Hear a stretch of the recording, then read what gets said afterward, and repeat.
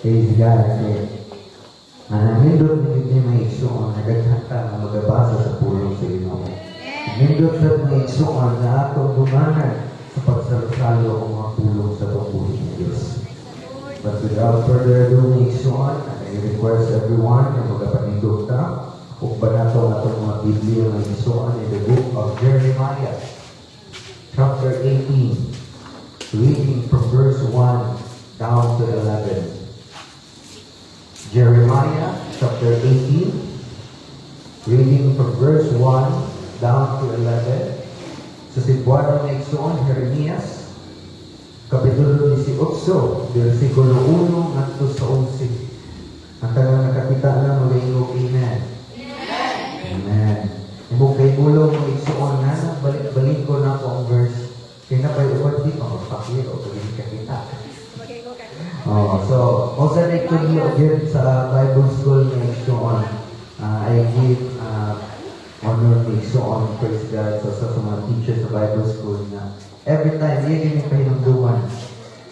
Not just twice, not just thrice, but balik-balik kayo para ang wa makatultol yun. Again, may igsoon, Jeremiah chapter 18, reading from verse 1 down to 11, ayun ang pulong sa Ginoo.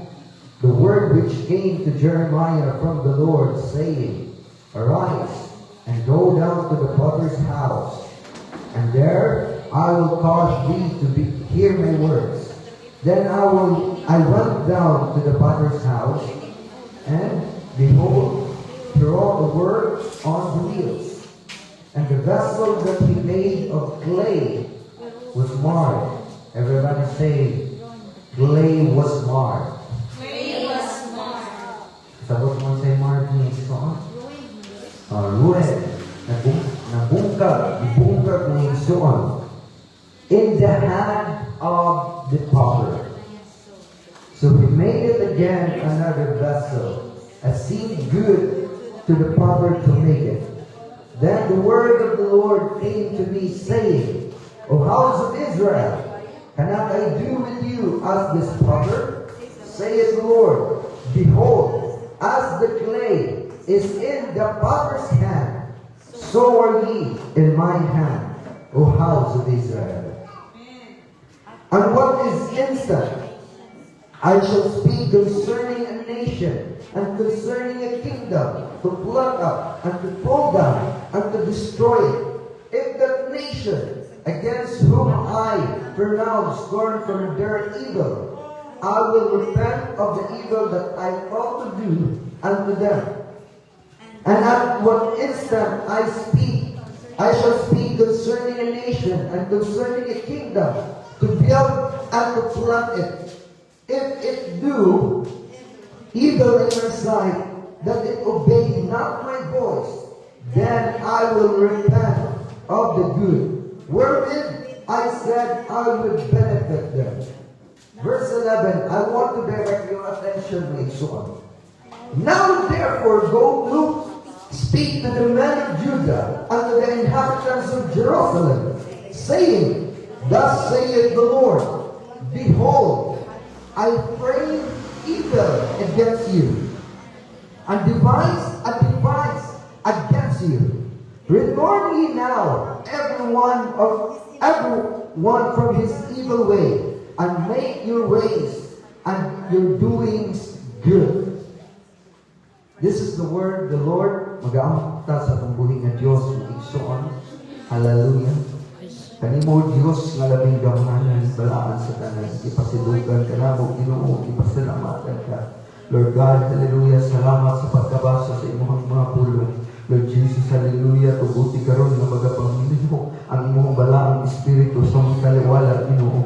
Bisan pa man pagagamitan yung ubos na alaga ng Diyos, hallelujah, sa pagsaysay sa imong mga pulong, hallelujah, wala kayo mahimo, Lord, kung wala ang imong tabang, bisan pa man kung magapaminaw, Ginoo, himo ang o Diyos, hallelujah, mawalay sa iluan sa imong langit nung gahong ang tanan o Diyos, hallelujah, makabatod sa pinasahig ng mga panalangin o Diyos nga motagbo sa ilahang mga kasing-kasing o mga panginahanglan. Lord, I claim for victory, O God, hallelujah, and I claim, O God, for undivided attention, Ginoo, sa pagpaminaw sa imong mga pulong. We claim, O God, hallelujah, sa makusganong lihok sa imong kapaong sa mong taliwala. And we claim for a great revival and repentance, O Lord, hallelujah. In your name, hallelujah, in Jesus' name we pray. Amen and amen. Hallelujah. Next one, in verse 11. Aray na kanya is verse 6. Behold, the clay is in the potter's hand. So are ye in mine hand, O house of Israel. The house of Israel is in the hand of God. We are compared to that clay-made son. We can be easily molded. Or pwede na maigsoon na purmahon, pero sa sunod niya gayon bungkagon. So, now direct your attention in verse 11. Dili maigsoon sa second, thus saith the Lord, behold, I frame evil against you, and devise a device against you. Would you rather receive it with a smile? Kaya ba din mong dawaton? Na kung ingnan ka sa Ginoo, dinasa mo sa sarili nga version, He will make behold, verse 11, behold, I am fashioning a disaster and devising a plan against you. God is fashioning, nag-andam, nagpurma ang igsoon, nagplano of disaster against us, against those people. Pero, katuning mga tao na iyang gihagyong naming talikod sa iyaha. Kay conditional ni ang iyang gihatag mga igsoon. So this morning, mga igsoon, I want to bring this message that says, divine disaster. Amen. Praise the Lord. Makahimo mo sa paglingkod mo igsoon.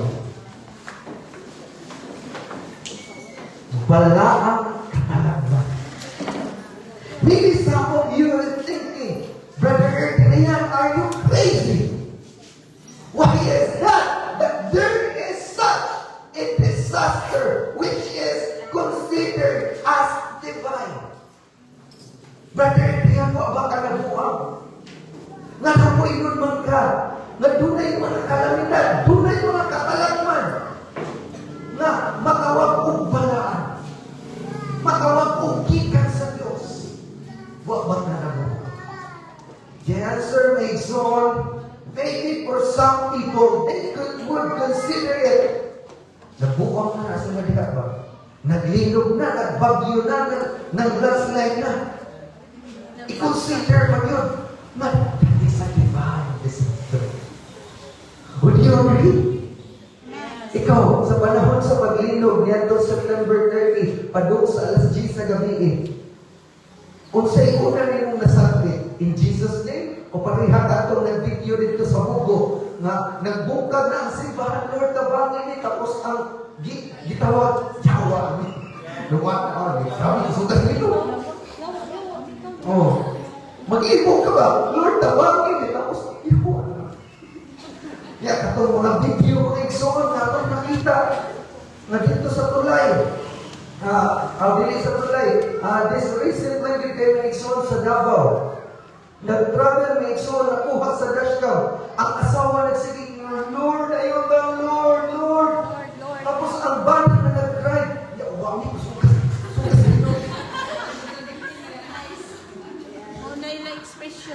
So ikaw ba, mapamalandong sa duha ka tao, ang usa na hadlok kay tungod dunay kalamidad, ang usa murabag nanunglo kay tungod dunay kalamidad.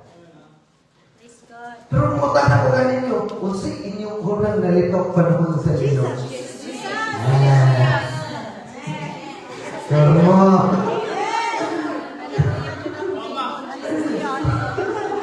Kaya singit mama. Natawa ang honey. Nakaduwag ka ba yung singit ni mama? Wala ka sa balay. So kung yung tanaw na igsoon, in this generation, maybe sa akong panahon karon, last week lang yun, kung akong bantayan ng panahon, ba't orang gilinog may igsoon ang northern part sa Cebu. Ni kinsay nga na ko, Paldo o Paulo din. Ha? Oh, Bagyo. Oh, Paulo. Paulo, no? Before sa September 30 na earthquake na igsoon, doon na pa'y kusog ng mga igsoon na pagbagyo. Signal number 3 niya, kasi lang or 4, dahil sa tuwa, signal number 1. Ha? Para signal number 2. So, di ba, kayo ka, grabe sunod-sunod ng mga kakalagman sa nature may igsoon. O ang theory nito sa uban, gaba na sa mga contractor o sa mga congressman na nanikas sa ilang mga gipantrabaho. Pero makaingon ta ba, kung congressman rin yung gigabaan na itong anong damay man ang tanan. Diba? Di ka takaingon na ilahar kong sala. Sa tanan gito na igsoon, nagsimba ka man o wala, praise God, I will tell you that those calamities that bring niapos sa ibang kinabuhi, consider it as a divine disaster na igsoon. Because divine disaster makes so in ancient time, it was considered as a heavenly concept makes so of God making makes so a decision toward the people. Sometimes calamities in nature makes so is a warning for the people. Maybe some of us makaikunta, ano mo naman nag-isulutan sila na may nag-deforestation? Tanawa na itong grabe na ang pagbaha, ang mga riprap na naguba. Isa-isa lagi pa sa nila ng mga kontraktor o mga congressman. Pero kung ato yung pinugdaman, di ba gani usa sa mga pagpahinumdum sa mabuhay na Diyos, maangay na ang mga laga ng tao, maangay na kubihan sa mga paligong ng mga binuhatan, maangay ka ang mga laga upan sa pagkabatinunahon ng pagpamalaan. Kay bisan pa, kung akong tanaw ng akong kibasa na igsoon, it was a message directed to the inhabitants of Judah and Jerusalem. Sa kanina panahon, nagsimba sila og laing nga Diyos. They know already that there is a king, that there is a one true God, but they still worship another gods, another idols na igsoon. Muna nga kanina mga tao, may talikod sila sa pagsimba sa matuod na Diyos. Kung imong tanaw, you are needed sila niini sa atong buhay na Diyos. O makaingon ko ba, mura bito yung related sa ang nagkahitabok ng mga lino. Kay October 10, October is a 10th month and 10th day may igsuon sa October na hitabok ang paglinog sa Davao. Makaingon ko ba, usok ka bitaw ato, and share. But then is this number na blah blah blah. Tanawa na doon ninyo. Basahan Jeremiah chapter 10 verse 10 may igsuon. Makuga sa kalapin. Mabitaw no.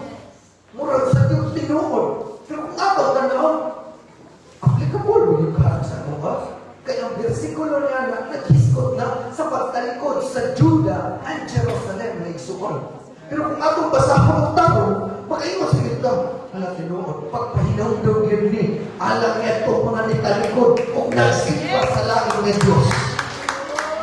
Jeremiah chapter 10 verse 10, but the Lord is the true God.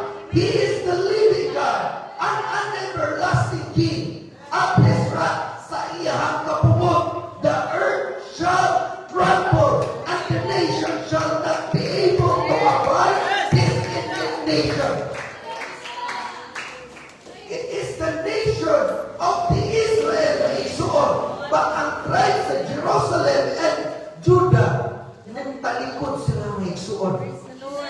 Atong tanaw, applicable list sa itong panahon. Doon na nagpahila, mga tuon ng Diyos. Doon na mga tao na nagwali na si Jesus is the one true living God. Pero daghan niya pong ibinay, daghan niya pong ipaliban.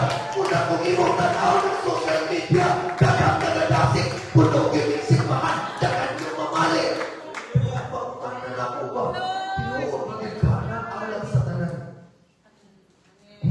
yes, maybe no, mga igsoon. Pero kung atong tanaw, ang atong ibasa, mga igsoon, makakugang anak sa mga walay pagtuo. Pero makakugang po, bisan pag naa kay pagtuo. Labi nga di na sigurado yung pagtuo. Magurasan din ka. Kaya kung iyong tanaw, mga igsoon, that time, daghang na wala ka, daghang na naratol, kaya magkurang ang ilinog pag September 30, nga na nasa iabot ng igsoon na paglinog. Kami ang igsoon, kung akong pamalatpungan, wag bayan, hindi ko kabantay. Kung ako na ayaw ba ninyo, nangaliko, ayaw ba ninyo, nakabantay na itong linuga pag October 10, pero ako may igsoon, focus na kayo sa mga pagpanihig, pagpanglimpyo sa opisina. Kung ito kabantay, pero kung kauban nyo sa naripong na. Kung ako, sinugdaman ba? Kung sa may akong ikabalaka, kung kahibaw sa akong kaugalingon, manangalagad ko sa Ginoo, kung kuhaon na dito nila, it is my time. Kung sa may makapugong ka na ko, kung sa may pupugong sa akong kinabuhi, kung nasayot ka, hallelujah na nangalagad ka. Pero para sa mga di pa sure, sa ilahang pagtuo, mura bang nagduha-duha sa ilang pagpangalagad. Grabe yun ang pagsabit, Lord. Maluwi ka na mo, Lord. Kung iyong tanaw, grabe kayo ang pagpakiluoy sa mga tao. Maybe some of you are like that during earthquakes, during sa mga pagbaha. Grabe ang inyong pagsabit sa pangalan sa Panginoon. Pero kung iyong itong tanaw, dili ko siya iwan na yung para silutan ka. That is just only a reminder. A call to action by God. Patawag ka pagpalit sa iyong presensya. So kung ano ka lang, i-ani po ang nakakahitabo sa tribe of Israel na action, or the nation of Israel, specifically in the tribe of Judah and the inhabitants of Jerusalem na action. Kaya ang paghangyo yun sa Ginoo, nga ang tanan, return ye everyone from his evil way, and make your ways and your doings good. Huwag nilain hangyo ang Ginoo. Balik mo. Ayaw na mong pag-ato sa inyong mga balikong, mga binuhatan, mga daotang, mga binuhatan. Sometimes may son, praise God, hallelujah. In this chapter, it was observed by son na a divine connection for a great disaster na mag-aabot sa tribe ng Igsoon. Pero kung atong tanawan, hallelujah, ang gusto lang sa Ginoo, He wants to assert, He wants to make a decision na usbon ang shape sa iyang mga deforma. Kumbaga, ang kantong clay mga Igsoon, nagipurma din ha sa nagtuyong uwil mga Igsoon. Pwede niya ng pormahon, pero wapon yun ang panahon. Kumurabag, wala mo ikaw yun ang pormahon, pero di na ni maong ang gidesign. Muna tribe of Israel, iyang gipagda, gipili. Sa tanan ng mga tao sa kalibutan, sila ang mga pinili. Kita ang mga pinasagdan na ituring as mga ero. Pero sila, Israel, mga pinili. Pero panikot pa yun sa pag-alagad sa iyo. Can you imagine? Nakita ang mga dili pag-alay pinili, nagrasyahan lang sa kanang gitawag nato mga isuon grace sa Ginoo, o divine grace sa Ginoo. We are not chosen by someone according sa iyang kanang heritage may soon sa tribe of Israel. But we are chosen by grace and mercy of our God. Napagintay ka na mo talikod. Napagintay ka na mo igsoon na ubiya sa pag-alagad. Yes, this is an old story. This is an old prophecy. But for the modern Christians, it is timely may igsoon. Usa ka na kong pagpahinundong. Nakita mong clay na deforma sa Ginoo. Kaniadto, hugaw ka. Kipunin sa labong na igsoon. Gikan sa mahugaw na kalibutan. Deforma ka sa Ginoo. Pero iabot ang panahon. Tungod kay tunay mga bato sa itong mga kasing-kasing. Tunay mga baton na mga punta pagbuot sa mga pattern. Ay nakamay gahi nga ba ito? Iya kong pagbuhaon. Iya bugabong pagbalik. Ing-anak sa nanghitabo sa to mga igsoon. Whether we like it or not, muabot yun ang panahon na yung mga gahi nga ba ito sa kumakasing-kasing iyong pagkapuglukot, iyong pagkakubahon, bugabong taniya, pagpulmamong kagusap. Unang iyang hangyo ka na to. Hallelujah! Sometimes ang iyang mga pagbukag, di na mo dabo. Sometimes ang iyang mga pag-destroy sa mga kinabuhi, wali na mo matanda ka to sa wabot. Sama-sama pag-iinom may suon, kinsa may magdabo, wabot ang mga dagkong mga pag-iinom, o sa pagkaha sa mga balatian. Hallelujah! Tagaan sa balatian, mausay, mapungan ka sa pagtrabaho. Tagaan sa balatian, mapungan ka sa pag-eskwila. Kumbaga, napugos na tas pagtrabaho, napugos na tas pag-eskwila. Unang tagaan kaligtan, balatian para makahinumdog siya. Mubalik siya sa pagsimba, makahinumdog siya. Hallelujah, magpatabang siya sa akong gabo. The message of the Lord is saying, behold, the clay is in the potter's hand. We are the clay in the potter's hand. And we are prepared. So are ye in the mine hand. Inakaroon ng imuhang katapan. You are in God's hand.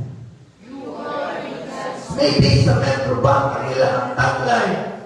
In Metrobank, you are in good hands. But in Jesus' name, you are in God's hand. It is not just a good hand, but it is a God's hand. Kamot sa Diyos ang nagpupot pa ni mo. Unang ayaw o reklamo. Kung nakakan ka o mga destroy o disaster sa iyong kinabuhi.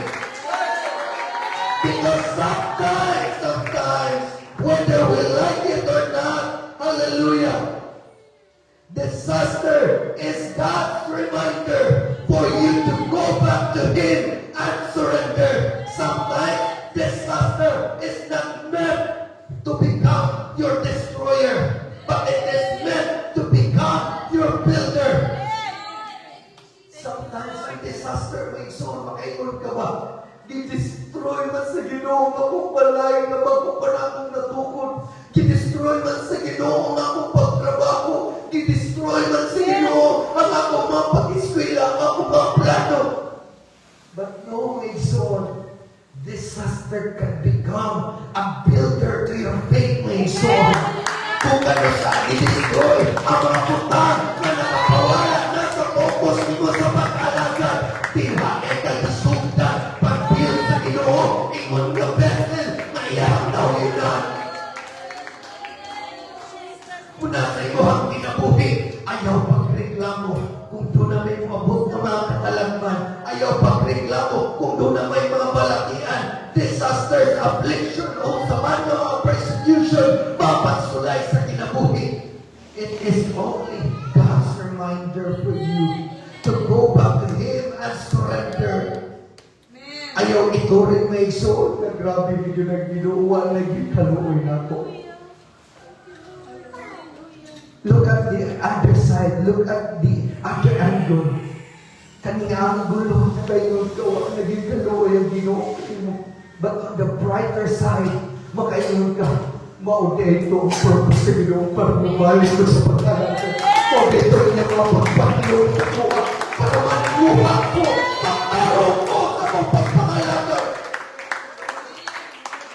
And that's what we call divine disaster in your life. Maybe it will destroy something from you, but it will build something in you. So, muna tayo pagod. Kung doon na may mga putang, nabuhat kong putang sa ikong kinabuhi. Kaya doon na sa ikinabil. Hallelujah, within you. Na ikaw, malikod ka sa pag-alaga. Muna ang hangyo sa Ginoo.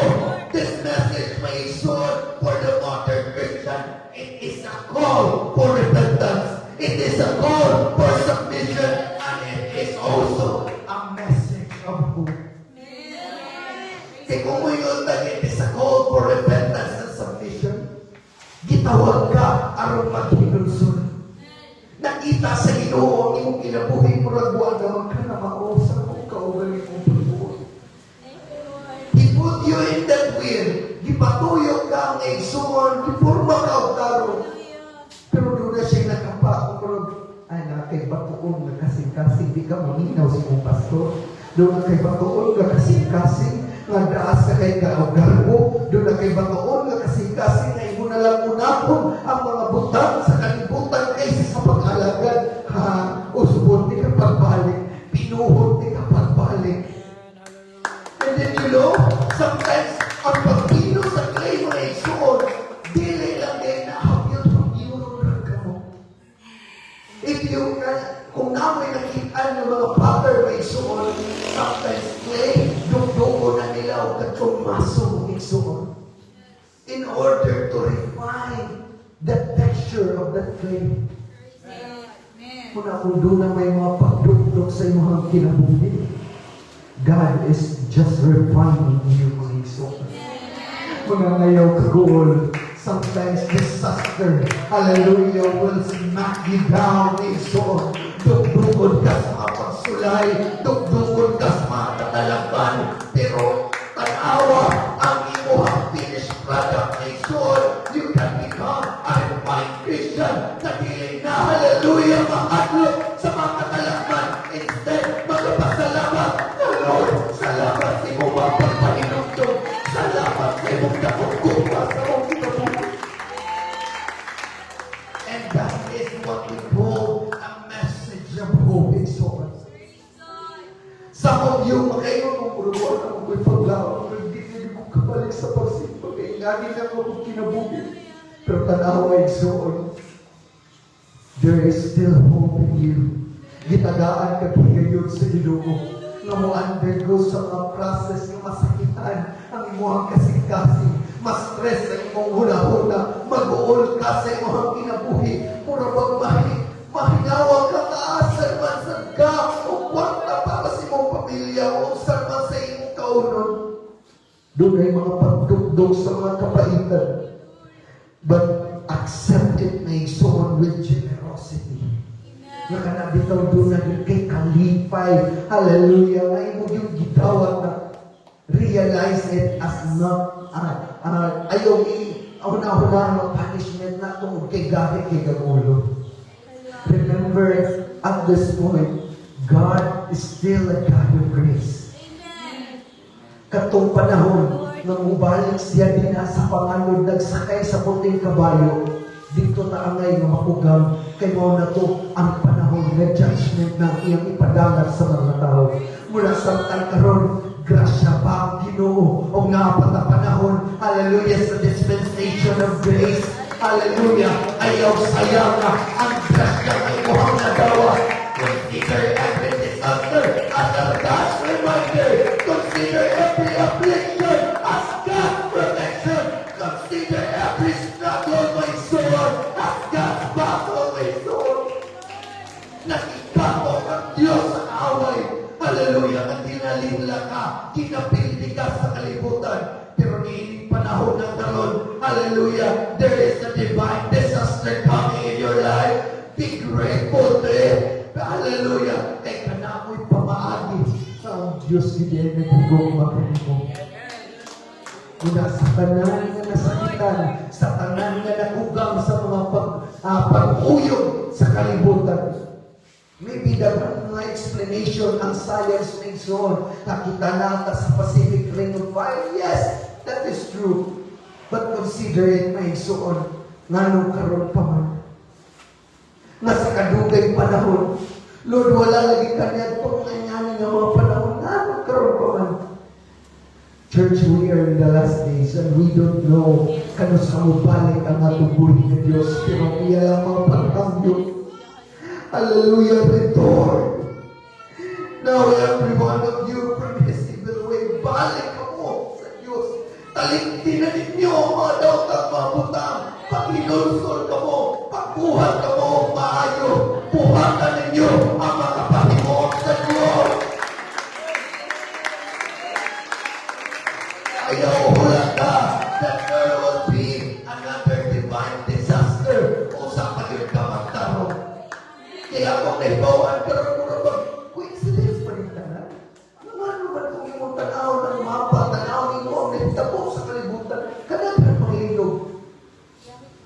You just don't know igsoon unsa ang panahon unsa ang adlaw nga moabot sa tuwa. But I will tell you as a kaning message of hope igsoon. As long as you are faithfully serving in God, unsa man nga katalagmat nga moabot sa iyong kinabuhi. Kung proud ka na nag-alagad ka ng matinod-anon, huwag kay angay ng ihakakadyo. Hallelujah! Willing pagani pa ko, Lord. Lord, kuhaan na lang ko. Para na ako makaupan ka ko. Kuhaan na lang ko, Lord. Para makaupan ko.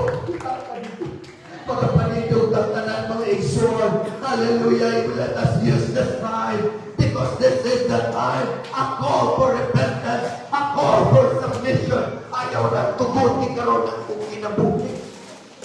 Nga magpadaig ka, ipaka. Ayaw na tugutin karon ang kong kinabuhi. Hallelujah, nga dili gyapon ka mamaladyo sa mga nagapahitabo sa kalibutan. Daghan ang mga butang nagihimo ang Diyos para pahinumduman ka sa iyang dakong upa. Daghan ang ibuhat ang Diyos para tabangan ka ang pagmatinunanon ka sa iyong pagpangalagan. Muna igsoon ayaw sayang ang panahon. Redeeming the time because the time is pahimosli ang mga higayon. Ayaw tugutin igsoon mamahimog yapong hawa ang imong kasing-kasing. Pila na ka Domingo nilabay, huwag yapon ka makadawat sa iyong presensya. This is the perfect time to submit yourself, my soul. Maybe na ay panahon na pagkagon ka sa Diyos. We are just that clay that can be easily ruined and marred by the hand of God. Pero kung saligan lang nato ang proseso sa makausap kong kagon na niya, pero sa unahan igsuon atong masabtan. Gipurbalang di ay sa tungkuhin ng Diyos. Isip mo sa kapesel o sa kasudlanan kayahang nagibutan. Una, if you are the vessel of clay, made of clay. Kung ikaw na nga vessel, igsuon, hallelujah. Ayaw tugutin nga dili mo masalot ang